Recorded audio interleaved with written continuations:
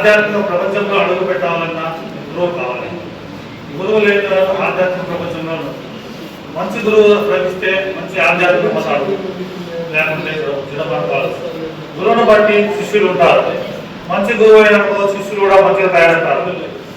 ఒక గురువులో వేరే విధంగా నేర్పిస్తే వాళ్ళు రైట్లో తయారవుతారు. కాబట్టి గురువును బట్టి అన్నీ ఉంటాయి. మన దేశానికి స్వాతంత్రం వచ్చింది కదా, స్వాతంత్రం వచ్చిందని మన దేశంలో అంతా లండన్లో చేసిన విద్యార్థులు ఉంది. అక్కడ మన వాళ్ళు స్వాతంత్రం అంటే యూరోపియన్ వాళ్ళ దగ్గర తెలుసుకొని వాళ్ళు వాళ్ళ దేశానికి స్వాతంత్రం అంటే ఏంటి అని తెలుసుకొని ఇక్కడికి వచ్చినాక స్వాతంత్ర ఉద్యమంలో పార్టిసిపేట్ చేసి మన దేశానికి స్వాతంత్రం వచ్చారు. దేనికైనా గురువులు కావాలి. గురువులు ఏంటి ఏం లేదు. కాబట్టి మంచి గురువులను మనం ఎల్లప్పుడూ ప్రార్థిస్తుండాలి. గురువులందరికీ ఈరోజు గురు పూజ సందర్భంగా శుభాకాంక్షలు. నాకు అవకాశం ఇచ్చిన ప్రెసిడెంట్ గారికి ధన్యవాదాలు.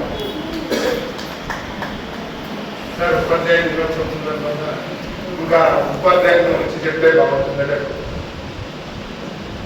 మల్లికార్జునరావు గారు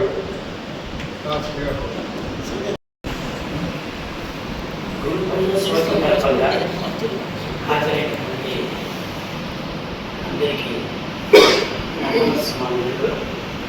ప్రత్యేకంగా గురువులందరికీ శుభాకాంక్షలు సార్.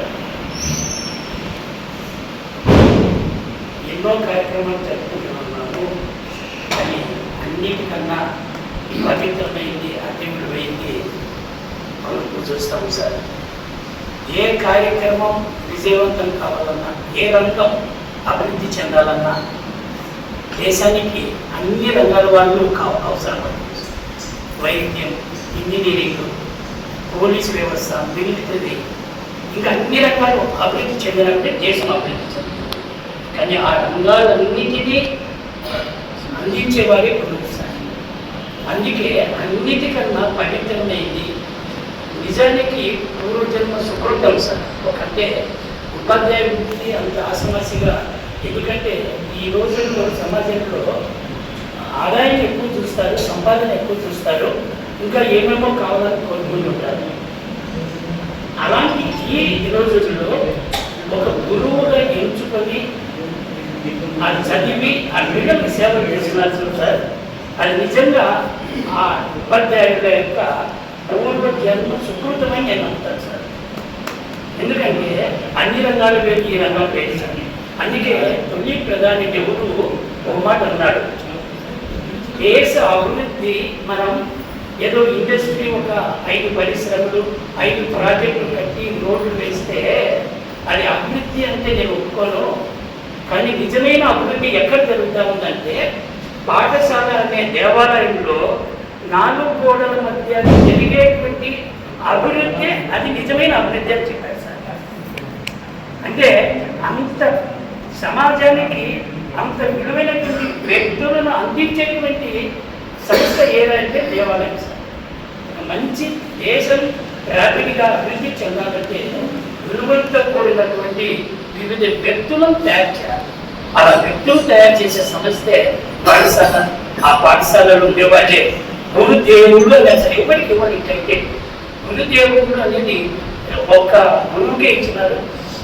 త్రిమూర్తుల సరస్సును కూర్చోబెట్టేసి కూడా ఈ గురువునే సార్. ఎవ్వరు కూడా ఎక్కడ ఇవ్వలే అంత ప్రాధాన్యత.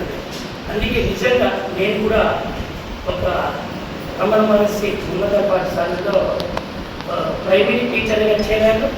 తర్వాత హై స్కూల్లో బీఈడి చేశాను. అట్లనే ఒక 24 సంవత్సరాలు ప్రధానోపాధ్యాయునిగా ఉన్నత పాఠశాలలో పనిచేస్తున్నాను సార్. నిజంగా అదే నేను ఎంత గర్విస్తుంటానంటే మా తల్లిదండ్రులు ఎప్పుడు స్మరించుకుంటాను. ఎందుకంటే నన్ను తెలియని వయసులో నువ్వు టీచర్గా వెళ్ళు అంటే, మా ఫాదరు టీచరే, మా చిన్నాన్న గారు టీచర్లే. అందుకే నన్ను అక్కడికి తోసేసిన. ఈరోజు ఆ గురువు యొక్క విలువ తెలుసుకుని వాళ్ళని చాలా సంతోషిస్తాను. మేము పాఠశాలలో అనేక కార్యక్రమాలు చేస్తూ ఉంటాం సార్. కానీ అందులో 2 కార్యక్రమాలు చాలా బాగా చేసుకుంటాం అన్నమాట. ఒకటి గురు పూజోత్సవం, రెండోది బాలల దినోత్సవం. గురువు కుటుంబం చక్కగా ఉన్నప్పుడే, మానసికంగా బాగున్నప్పుడే పిల్లలు బాగుపడతారు. పిల్లలు ఎప్పుడైతే పాఠశాలకు వచ్చే సంఖ్య బాగా పెరుగుతుందో అప్పుడు అసలు బాగా డెవలప్ అవుతుంది. ఒక సంస్థకు, ఒక స్కూలుకు ఆస్తి ఎవరంటే ఇద్దరే, పిల్లలు, టీచర్లు. ఆ ఇద్దరు బాగున్నప్పుడు ఆ సంస్థ గొప్పగా తయారవుతుంది. అందుకే అలాంటి సంస్థలో మేము చేరాలి. మా సహోదరుడు రవిప్రకాష్ కూడా ప్రధాన ఉద్యోగిగా ఉన్నాడు. నేను రిటైర్ అయిన తర్వాత ఆయనే చాలా ఆ కార్యక్రమాలను ఈ రెండు బాగా చేస్తాను. 24 సంవత్సరాలు కూడా ఈ కార్యక్రమాన్ని మిస్ కాకుండా దాతల సహకారంతో ఇక్కడ టీచర్లను మాకు చక్కగా సన్మానిస్తున్నాం. పిల్లలు ప్లస్ సమాజాన్ని ఇన్వాల్వ్ చేస్తున్నాం. ఆ డోనర్స్ని ఇన్వాల్వ్ చేసి గురు పూజలు చక్కగా చేస్తున్నాము. అట్లనే వాళ్ళ దినోత్సవం రోజు కూడా ఆ ప్రతిభను బయటికి తీసి డోనర్స్ ద్వారా వాళ్ళు కూడా తయారు చేసింది. అందుకే ఈ రోజు కూడా రమణమహర్షి ఉన్నత పాఠశాల ప్రాథమిక పాఠశాల నగరంలో అనుకుంటున్నారంటే కారణం అదే సార్. ఈ పిల్లలు పాఠశాల ఉపాధ్యాయులు బాగా ఉన్నప్పుడే అది బాగా గురువు అనేది ఒక తోటమాటి సార్. ఒకే ఒక వాక్యం చెప్పారు, తోటమాటి. ఒక గార్డెన్ అందంగా తీర్చిదిద్దాలి అంటే ఎప్పటికప్పుడు ఆ గార్డెన్ నీళ్లు పట్టాలి, అట్లనే మందులు కొట్టాలి, ఎరువులు వేయాలి. అట్లానే ఏదైనా చీడ ఉంటే పుట్టేసి పీకేసి ఆ చెట్టును అందంగా తీర్చిదిద్దాలి. అట్లానే ఏమి తెలియని వయసులో తల్లిదండ్రులు 5 సంవత్సరాల వయసులో మాకు అప్పచెప్పేస్తారు. పాఠశాలలో అప్పచెప్పేసి వాళ్ళు ఒకే మాట అంటారు, ఈ రోజు నుంచి మీరే సార్ మా పిల్లలు పైకి ఎదగాలన్నా లేక ఏమైనా మీ చేతుల్లో ఉంది, మాదేం లేదు అని చెప్పేసి అప్పచెప్తారు. ఎంత బాధ్యత, ఎంత నమ్మకంతో గురువుకు అప్పచెప్తారంటే అందరూ చక్కగా అర్థం చేస్తారు. మళ్ళీ మేము తయారు చేసి అక్కడ సమాజానికి కానీ కుటుంబాన్ని కానీ వెలువడ్డం ఉండే విద్యార్థులు అందించినప్పుడే మా జన్మ సార్థకం అవుతుంది, మాకు మా స్థానానికి విలువ ఉంటుంది.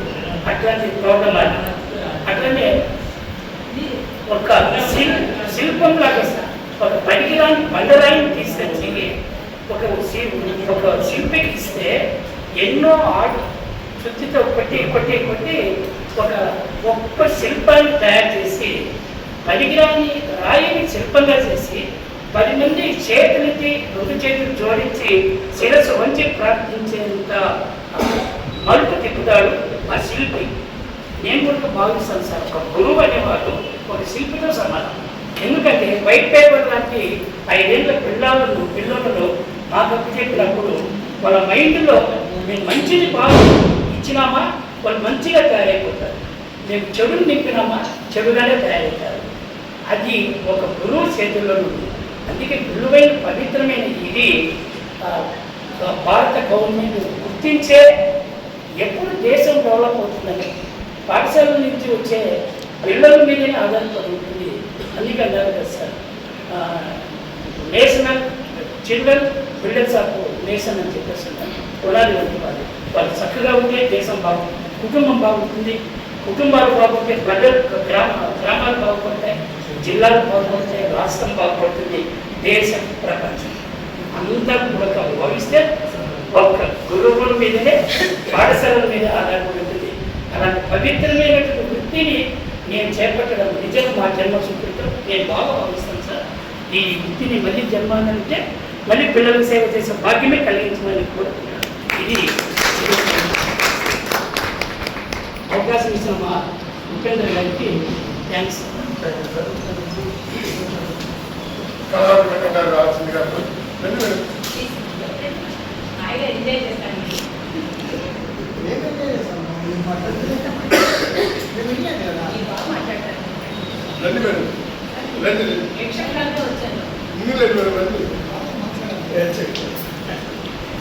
అందరూ ప్రిన్సిపల్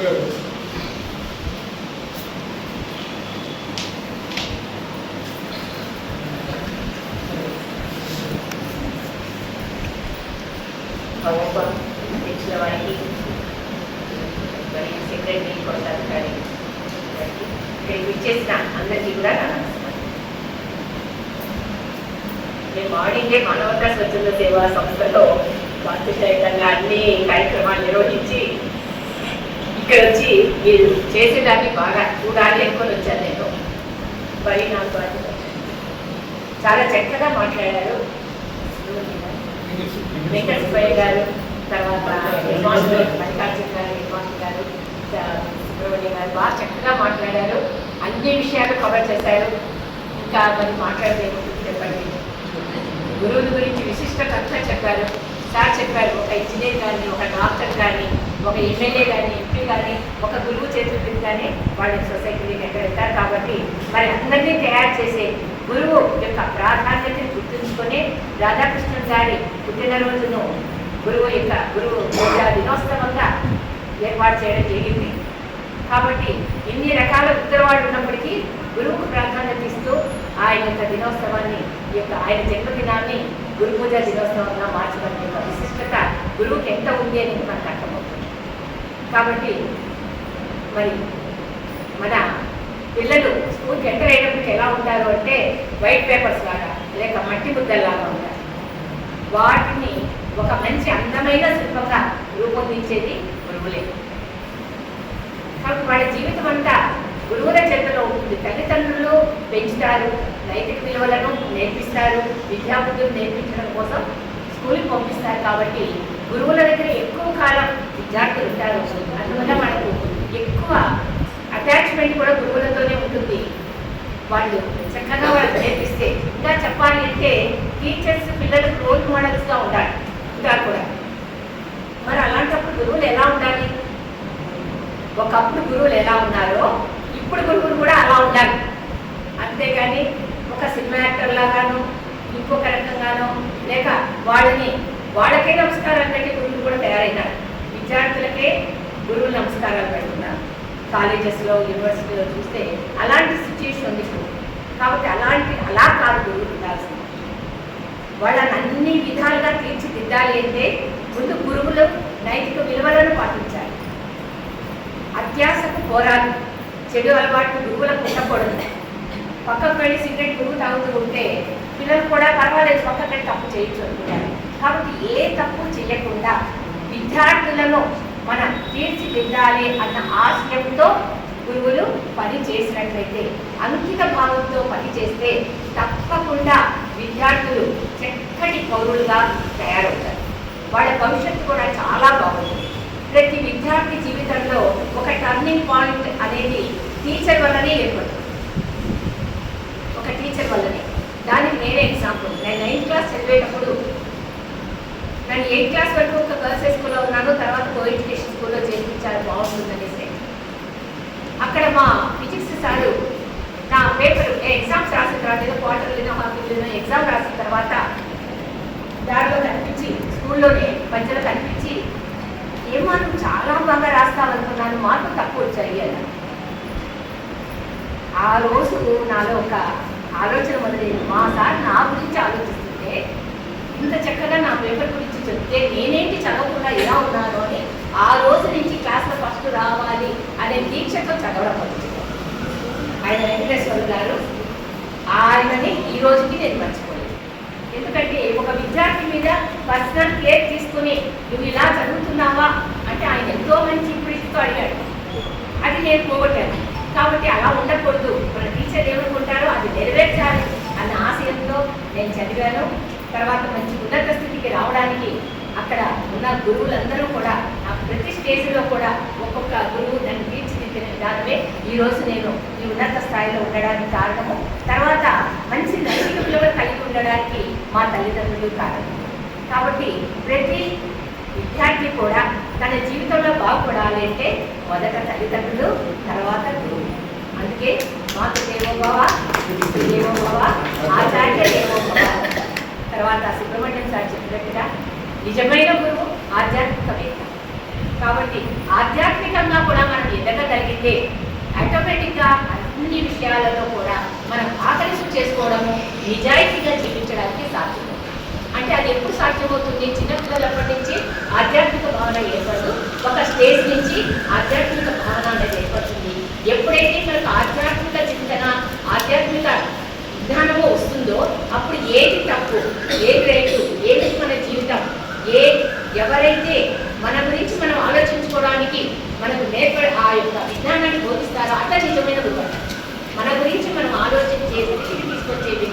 నిజమైన గురువు.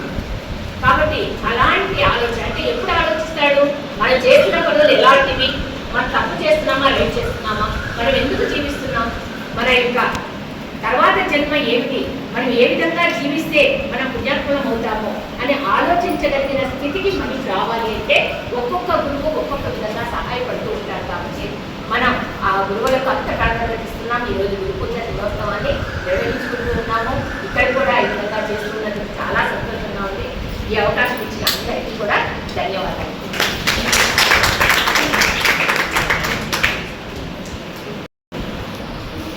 సభ్యులందరికీ నమస్కారం.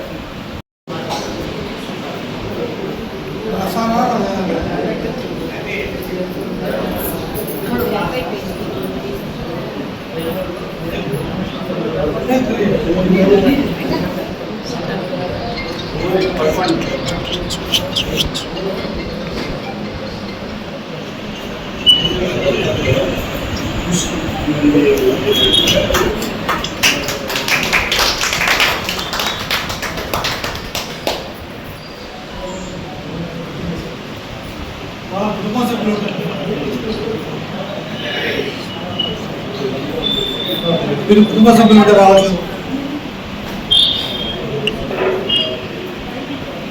మీరు కుటుంబ సభ్యులు కావాల్సిందిగా కోరుతున్నాం.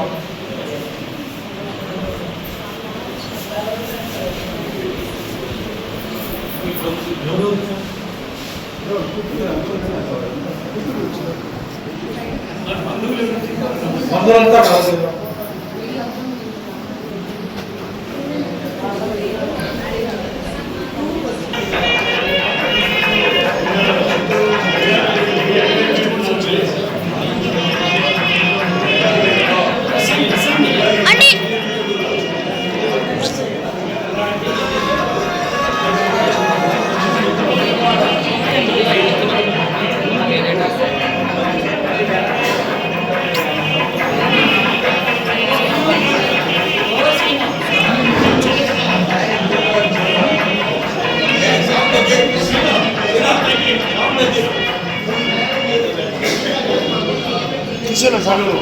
మోహన్ రావు గారికి వారి కుమార్తె గారు సన్మానం చేస్తున్నారు.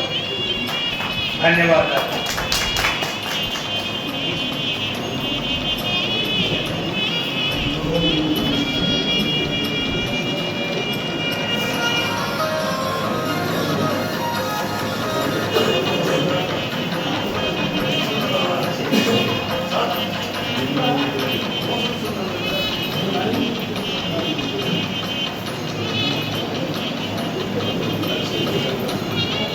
అందరికీ ధన్యవాదాలు.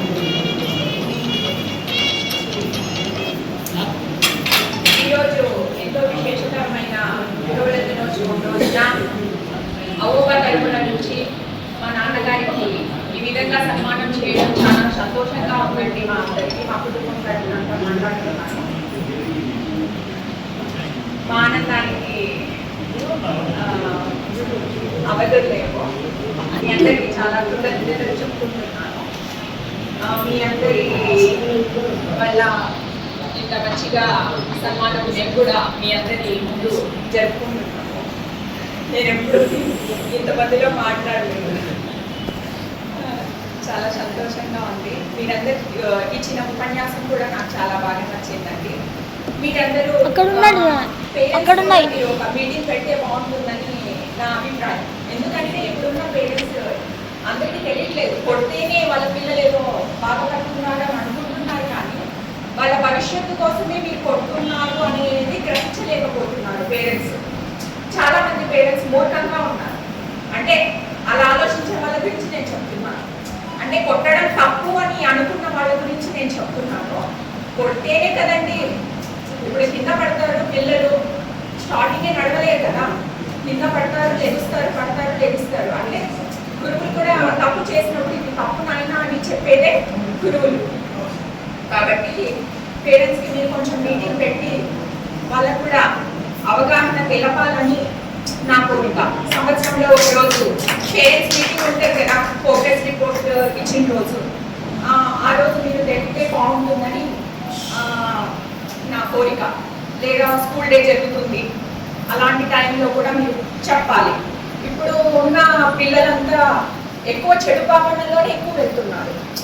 ఇంతకుముందు పిల్లలు ఎలా ఉండేవాళ్ళు, గురువుకి మంచిగా గౌరవం ఇచ్చేవాళ్ళు, రెస్పెక్ట్ ఇచ్చేవాళ్ళు, నమస్కారం చెప్పేవాళ్ళు, గుడ్ మార్నింగ్ చెప్పేవాళ్ళు. ఇప్పుడు పిల్లలు ఎవరు లేరండి. సార్ వస్తున్నా చూసుకొని వెళ్ళిపోయేవాళ్ళు. ఇప్పుడు ఉండేది అలా ఉన్నారు పిల్లలంతా. టీచర్స్ తోట రెస్పెక్ట్ నా ఆలోచన ఇప్పుడున్న జనరేషన్ గురించి చెప్తున్నాను. కాబట్టి మనం కొంచెం ఇబ్బందిగానే ఉండొచ్చు. మనం సెల్ఫ్ రెస్పెక్ట్ తీసుకోవాలి అని మనమే చెప్పుకోవడానికి ఇబ్బందిగా ఉండొచ్చు. కానీ మనమే చెప్తేనే వాళ్ళు తెలుసుకునే స్థాయిలో ఉన్నారు ఇప్పుడు. కాబట్టి ఏదో నాకు తోచింది చెప్తున్నాను. తప్పుగా ఏదైనా చెప్పుకుంటే సారీ. మా నాన్నగారు కాసు మోహన్ రావు గారు, మా అమ్మగారు సుజేంద్రలక్ష్మి, మా పెద్దక్క ప్రవీణ కుమారి, రెండో అక్క పల్లవి, మా అన్నగారు రాలేదు, మా వదిన గారు. కానీ మాకు సిస్టర్ లాగే ఉంటారు సాయి బృంద. నేను లాస్ట్ అమ్మాయిని, జయప్రణితాదేవి. సంతోషం అండి.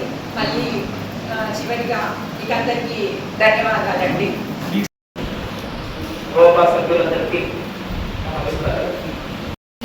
మరియు ఉపాధ్యాయులకు ప్రత్యేకంగా ఉపాధ్యాయ దినోత్సవ శుభాకాంక్షలు తెలియజేస్తా ఉన్నాను. సర్వే దాని గురించి చక్కగా మార్పులు వివరించాను.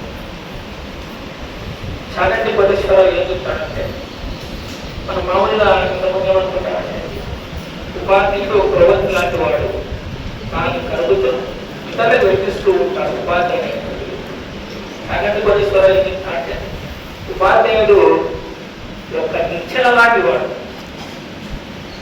ఆ నిచ్చెన మీద ఎంతో మంది విద్యార్థులు పైకి ఎక్కిపోతూ ఉంటారు, నిచ్చెన మాత్రం అక్కడే ఉంటుంది. ఆ నిచ్చెన అటు కదిలినా ఇటు కదిలినా వాళ్ళు పైకి పోలేరు. తాను నిచ్చెన మాత్రం వింటూ విద్యార్థులకు ఉన్నత స్థానాలకు ఎదగడానికి అవకాశం ఇచ్చినటువంటి వ్యక్తి ఉపాధ్యాయుడు. సర్వేపల్లి రాధాకృష్ణన్ తత్వవేత్త. ఆయన అనుకోకుండా డిగ్రీకి వెళ్ళేటప్పుడు చాలా పేదవాడు, స్కాలర్షిప్లతోనే చదివేటువంటి వ్యక్తి. ఆయన డిగ్రీ అయిపోయిన తర్వాత ఆ పుస్తకాలను నేను ఇచ్చినాడు. ఆ పుస్తకాలు ఏం పుస్తకాలు అంటే ఫిలాసఫీ పుస్తకాలు. అప్పుడు ఆయన ఫిలాసఫీ చేశాడు. అనుకోకుండా అయిష్టంగానే ఫిలాసఫీ చేశాడు. చేరిన తర్వాత ఆ ఫిలాసఫీ అది క్రిస్టియన్ కాలేజ్. వాళ్ళ యొక్క విధానం ఎట్లుంటుందంటే, అక్కడ బోధన ఎలా ఉంటుందంటే, భారతీయ సంప్రదాయాలు, సనాతన ధర్మము, వీటి అన్నీ కూడా తక్కువే, వాటి యొక్క క్రిస్టియన్ బోధనలే ఎక్కువే అని బోధించేవారు. ఆయనకు చాలా బాధ కలిగింది. అంటే మన దేశంలో ముందు మన భారతదేశపు సంస్కృతిని, సనాతన ధర్మాన్ని, హైందవ ధర్మాన్ని తక్కువ చేసి చెప్తున్నారే అనేటువంటి ఆలోచనతో ఆ తత్వశాస్త్రంలో ఉన్నటువంటి గొప్పదనానంతా ఒక థీసిస్ రూపంలో రాసి వారు ప్రదర్శించి వాళ్ళ చేత భారతీయ సనాతన ధర్మం యొక్క గొప్పదాన్ని వాళ్ళకు గుర్తింపజేసినటువంటి వ్యక్తి సర్వేపల్లి రాధాకృష్ణన్.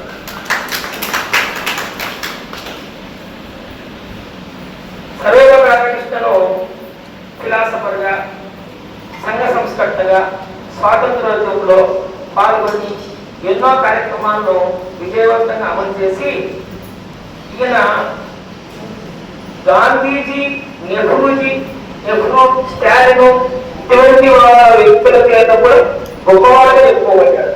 ఎట్లంటే 1947లో స్వాతంత్రోద్యమం వచ్చిన తర్వాత ఒక సమావేశాన్ని ఏర్పాటు చేశారు. స్వాతంత్ర్యోదయం అనేటువంటి సమావేశాన్ని ఏర్పాటు చేసిన ఆయన ఇచ్చిన స్పీచ్ కు మొత్తం దేశంలో ఉన్నటువంటి నాయకులందరూ కూడా ఇంత గొప్ప వ్యక్తి మన దేశంలో ఉన్నాడు. ఇతను ఇతర దేశాలకు ఆక్స్ఫర్డ్ యూనివర్సిటీ, హార్వర్డ్ యూనివర్సిటీ పోయి అక్కడ స్పీచ్ ఇచ్చేవాడు. అంతేకాకుండా గాంధీ ఏం చెప్తా అంటే, సర్వేపల్లి రాధాకృష్ణన్తో, నువ్వు క్రిస్టియన్ అయితే నేను అర్జునుడు, నువ్వు క్రిస్టియన్ అయితే నేను అర్జునుడు. నెహ్రూ చెప్తాడు, నువ్వు ఉపాధ్యాయుడు అయితే నేను శిష్యుడు. స్టాలిన్ చెప్తాడు, స్టాలిన్ ఒక నియంత, అటువంటి నియంత్రణ మనసును మార్చేటువంటి వ్యక్తి సర్వేపల్లి రాధాకృష్ణ. అటువంటి నియంత్రణ కూడా మార్చేటువంటి వ్యక్తి సర్వేపల్లి రాధాకృష్ణ. ఆయన ఉపరాష్ట్రపతిగా ఉన్నప్పుడు రాజ్యసభకు చైర్మన్గా ఉన్నారు. రాజ్యసభ రాజకీయ నాయకులు అంటే అప్పుడప్పుడు గందరగోళము అల్లర్లు చేస్తూ ఉంటారు. ఎవరైనా రాజ్యసభలో ఈ విధంగా ప్రవర్తించినప్పుడు ఆయన చేసేటువంటి పని ఏంటంటే భగవద్గీత శ్లోకాల ద్వారా, భారతంలో ఉన్నటువంటి పద్యాల ద్వారా, బైబిల్ ప్రవచనాల ద్వారా వాళ్ళు ముక్కులు చేసేవాడు. అటువంటి గొప్ప వ్యక్తి, అటువంటి తక్కువ వ్యక్తి.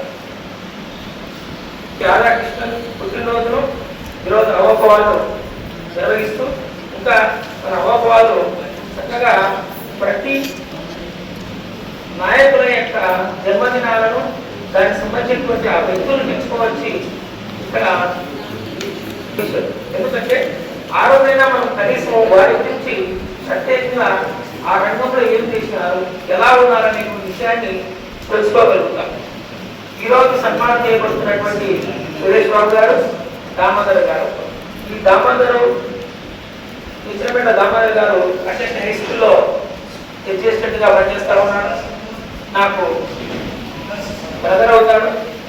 మరి దామోదర్ గారు కూడా ఉపాధ్యాయ లోకంలో ఏడవ వ్యవస్థలో మాకు ఏవైనా జీవోల గురించి ఏవైనా సలహాలు కావాలంటే, సూచనలు కావాలంటే మేము ఆయన్ని తెలుసుకుంటా ఉంటాం. అలాగే సురేష్ బాబు గారు కూడా నేను గోపవరం స్కూల్ కాంప్లెక్స్ చైర్మన్గా ఉన్నప్పుడు మాకు ఒక 5 స్కూల్ కాంప్లెక్స్ చైర్మన్ ఉంటారు. అప్పుడు నేను పనిచేసినాను.